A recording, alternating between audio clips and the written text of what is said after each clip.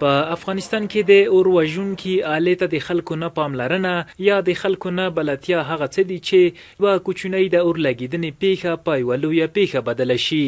هغه آله چې د اور لګېدنې چټک مخنیوی کوي، هټیوال یا د دغه آلو پلورونکي بیا وایي چې په لویو تجارتي مارکیټونو، دکانونو او کورونو کې خلک د دغه مهم اور وژونکي آلې څخه استفاده نه کوي. کسایی که سرمایه گذاری دارن، کاروبار دارن، باید از یاد مارکت های خود، دکان خود داشته باشه. چیزی است که فایده شخص و توانش نه، چیزی یک بار مصرف نیست. یک بالون زیدریق دیگه یک دفعه که بگیره فکر کو به 10 سال و 15 سال خراب نمیشه.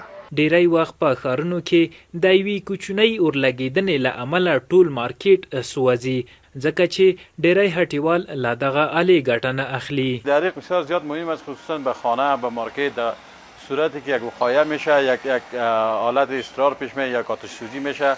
چیزی دریق که هست بسیار چیزی مهم است. با همیشه 6 کیلوش میتونیم که یک زنده یک منطقه را نجات بدیم.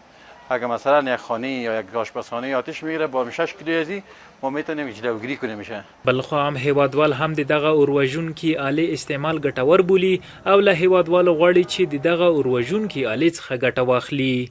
برای هر جایی که اونجا که آتش باشه یا ضرورت از یک چیز سوزنده باشه، چی پلاستیک، چوب، هر چی که باشه، ضرورت است که از این آلې دریق باید استفاده شده. اونجا هر کی میتونه که در خانه خود استفاده کنه.